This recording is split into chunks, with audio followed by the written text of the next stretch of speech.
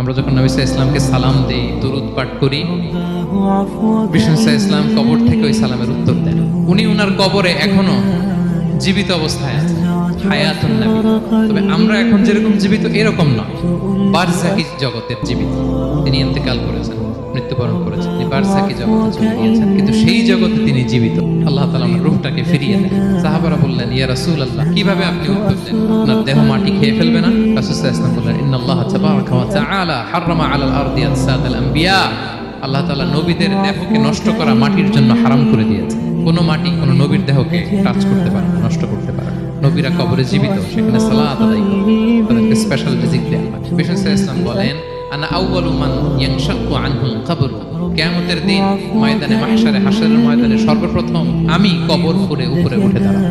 এবং হাশরের ময়দানে উনি কোথায় দাঁড়াবেন? ওনার জন্য একটা স্পেশাল জায়গা থাকবে। জায়গাটার নাম হচ্ছে মাকামে মাহমুদ।